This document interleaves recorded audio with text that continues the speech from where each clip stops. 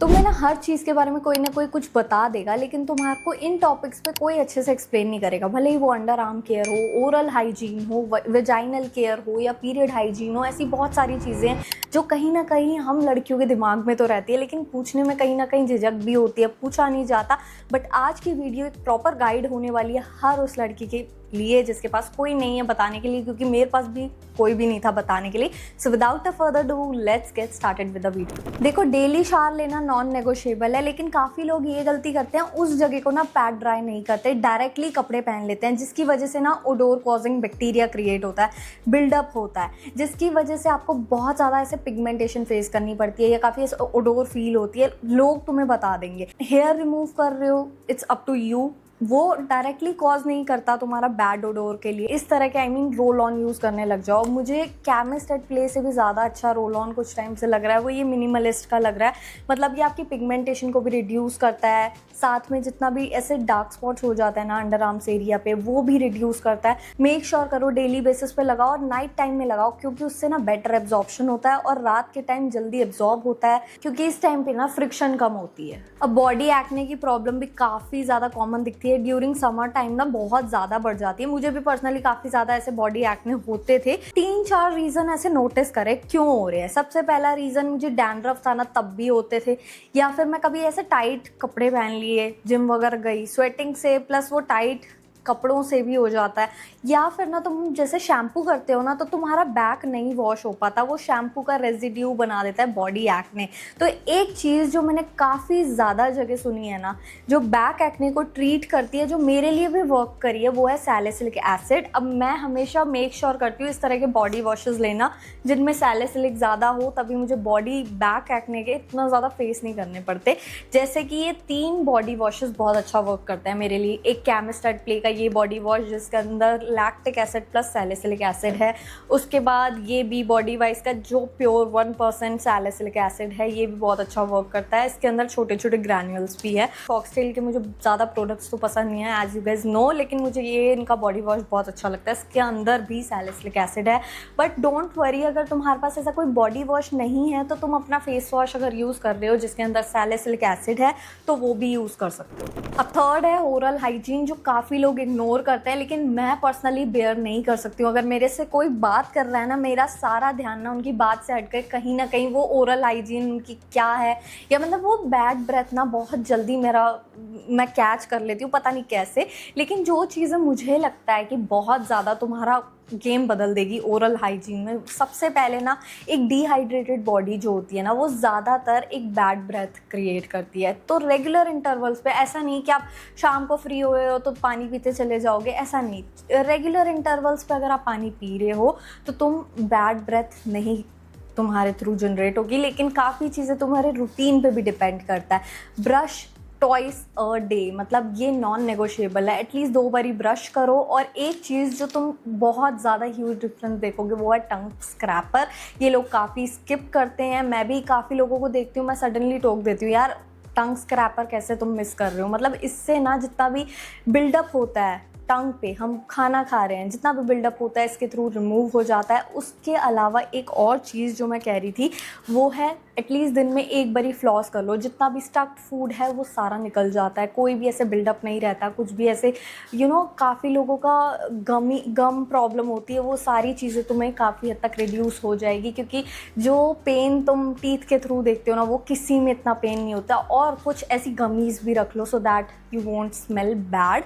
तो इस तरह के कुछ गमीज़ रख लो, या फिर ऐसे पर्ल्स आते हैं जो कि काफ़ी अफोर्डेबल होते हैं, तुम्हें कब इसकी नीड पड़ जाए you never know. Then comes the body hair, इसको रिमूव करना इज़ अप टू यू। जो चीज़ मेरे लिए वर्क करी, मुझे इनग्रोन्स की प्रॉब्लम ना बहुत ज़्यादा फेस करने को मिल रही थी रिसेंटली। क्लॉट पोर्स, इनग्रोन्स, जिसकी वजह से ऐसे ना बॉडी एक्ने हो जाते हैं ना, हाथ पे हो जाते हैं, पैरों पे देखते हो आप, स्ट्रॉबेरी स्किन की प्रॉब्लम देखते हो। तो वो इसलिए होती है हम अच्छे से बॉडी को एक्सफोलिएट नहीं कर रहे। अब मैं यूज़ करती हूँ कोई ना कोई ये डव के स्क्रब, मुझे अलग अलग वेरिएंट्स में बहुत पसंद है, मैंने ऑलमोस्ट सारे ट्राई करें। इनफैक्ट मैंने एक नायका की सेल में ऑर्डर भी करा हुआ है। तो ये अच्छे से तुम माइल्ड प्रेशर से यूज़ करो। Yes, on the private areas too mild pressure से अगर तुम यूज़ करते हो then you glide the razor, बहुत स्मूथली ग्लाइड होता है। प्लस जितने भी इनग्रोन्स है वो पहले ही बाहर आ जाएंगे, जिसकी वजह से रिमूव करना काफ़ी ईजी हो जाता है, वो सॉफ्टन हो जाते हैं और जो भी आपका इनग्रोन है ना वो बाहर आ जाता है। उसके बाद ना जब तुम्हारी बॉडी अच्छे से एक्सफोलिएट हो जाती है, फिर कोई बॉडी वॉश यूज़ कर लो, कोई भी बॉडी वॉश यूज़ कर सकते हो, कोई ऐसे हार्ड एंड फास्ट नहीं है। मेरे को सैलिसिलिक सूट करता है क्योंकि मेरी थोड़ी सेंसिटिव स्किन है, भले बॉडी की क्यों ना हो। तो ये मैं लगा के अच्छे से लैदर क्रिएट कर लेती हूँ, अच्छे कोई भी बॉडी वॉश यूज़ कर उसके बाद या तो सोप भी यूज़ कर सकते हो, ऐसा कोई मैंडेट नहीं है। उसके बाद जो भी तुम रेज़र यूज़ कर रहे हो, भले वीनस हो या फिर और कोई, मैं जैसे अज़ा का ये वाला नहीं, सिरोना का ये रेज़र यूज़ कर रही हूँ।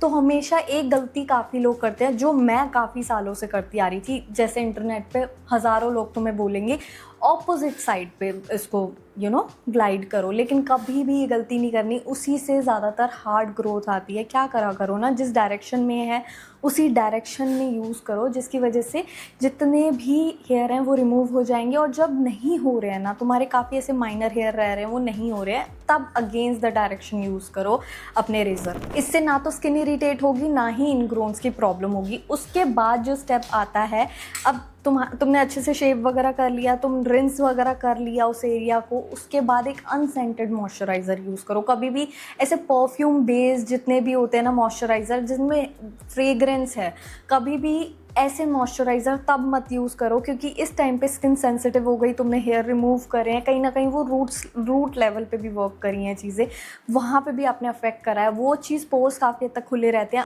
ऑल्सो 2 चीज़ें जो तुम्हें मेक श्योर करनी है ना, कभी भी अपना रेज़र जो भी तुम यूज़ कर रहे हो, what ever brand it is, but हमेशा कभी भी सेम डायरेक्शन में 2 बारी मत करना, तुम्हारे को वहाँ पे भी स्किन काफ़ी इरिटेट हो जाती है। और दूसरी चीज़ ना, हमेशा 2 से 3 यूजेस के बाद ब्लेड्स को चेंज करो, या तो नया रेज़र ले लो। और अगर मैं वेजाइनल केयर की बात करूँ तो काफ़ी लोग क्या करते हैं, अलग अलग इंटीमेट वॉशेज़ आपको कहेंगे कि ले लो यार, बहुत ज़्यादा ज़रूरी है, बट ऐसा कुछ भी नहीं है। ये ब्रांड सिर्फ तुम्हें ना कहीं वो धकोसला देने के लिए है, एग्जैक्ट वर्ड अगर बोलूँ, कुछ भी तुम्हें नहीं रिक्वायर्ड होता है। It's a self cleaning organ. तो अगर तुम एक ल्यूक वार्म वाटर से काम हो जाएगा, तो क्यों चाहिए तुम्हें इतने सारे इंटीमेट वॉशेज़, बी वॉशेज़, ये नहीं रिक्वायर्ड होते। Removing hair from that area काफ़ी ज़्यादा ऐसे ना, क्या बोले, जजमेंटल सा है। काफ़ी लोग कहेंगे कि नहीं करने चाहिए, काफ़ी लोग कहेंगे, मतलब काफ़ी ऐसे हाइजीनिक फील होता है। हर किसी की अपनी अपनी चॉइस है, जब तक तुम खुद फील ना करो वो चीज़ करने की कोई रिक्वायरमेंट नहीं है, बट होना भी, उसका भी एक बेनिफिट है। काफ़ी सारे ऐसे इन्फेक्शंस होते हैं, QTI है जैसे, इन इन्फेक्शन से तुम्हें ये हेयर प्रोटेक्ट करते हैं। बट अगर रिमूव करने हैं, देयर आर मल्टीपल मेथड्स जो मैं तुम्हें प्रमोट करूँगी कि भाई ये चीज़ ठीक है, कोई चीज़ मैं वो बताऊंगी तुम्हें। जैसे कि अगर आप शेविंग कर रहे हो, वो भी काफ़ी हद तक अच्छा मेथड है, मतलब लगा लो 8 आउट ऑफ 10। वैक्सिंग तो कहीं ना कहीं इरिटेट कर देता है स्किन को, तो 5 आउट ऑफ 10। उसके बाद आता है ट्रिमिंग, जो कि मुझे पर्सनली बहुत अच्छा लगता है। ऐसा मेथड जिससे तुम ट्रिम कर रहे हो यूजिंग सीजर और एनीथिंग, वो चीज़ तुम्हारे स्किन को इरिटेट नहीं करता है। पहली चीज़ तो कहीं ना कहीं तुम्हारा जो बैलेंस है उस चीज़ का ख़राब नहीं करता। And try to keep that area dry. जब भी फील हो चेंज करने का, go for it. Next comes the period care, जिसके बारे में काफ़ी कम लोग बात करना प्रेफर करते हैं, but I will tell you कि होता क्या है। देखो, मार्केट में बहुत सारे ऐसे ऑप्शंस अवेलेबल हैं। पीरियड नैपकिन्स आते हैं, या फिर आपके मेंस्ट्रुअल कप्स आते हैं, फिर टैम्पॉन्स आते हैं, पीरियड पैंटीज़ आती हैं, तो बहुत सारी ऐसी चीज़ें अवेलेबल है। अब कौन सी चीज़ सही है, कौन सी नहीं है, काफ़ी लोग ऐसे कंफ्यूज होते हैं, जिससे रिलेटेड मैं एक वीडियो सेपरेट बनाने वाली हूँ to compare all of them. But अभी मैं एक इन शॉर्ट बताऊँ ना, तो मुझे पर्सनली जो मेथड सबसे ज़्यादा रिलायबल लगता है वो मेंस्ट्रुअल कप होते हैं। अगर तुम्हें टेक्निक आ जाती है ना, it's the best in the market. But कहीं ना कहीं वो टेक्निक तो मुझे भी नहीं आई है खुद को समझ, बट अगर तुम सीख जाते हो ना, तो उससे बेस्ट कुछ नहीं लगने वाला तुम्हें एक्चुअली। उसके बाद जो कन्वीनियंट ऑप्शन मुझे लगा है ना अभी तक, वो है पीरियड पैंटीज, जो पर्सनली मुझे बहुत पसंद है यूज़ करना। काफ़ी कन्वीनियंट लगता है, ऐसा लगता है तुम्हें भाई you are not on periods, तो ये चीज़ काफ़ी ज़्यादा मतलब कन्वीनियंट हो जाती है। But make sure to change after 6 hours. But menstrual cups में थोड़ा ज़्यादा रिकमेंडेड होता है, लेकिन 6 to 8 आवर्स के बाद मैक्स चेंज कर लिया करो, that is more hygienic. So या these are the all hygiene tips जो तुम्हें कोई नहीं बताता। डेप्थ में जाके तुम्हें सारी चीज़ें एक्सप्लेन करिए। I hope you guys enjoyed it, थोड़ा हेल्पफुल लगा होगा। लाइक, कमेंट, शेयर, सब्सक्राइब कर देना, and let me know in the comment section if you need part 2।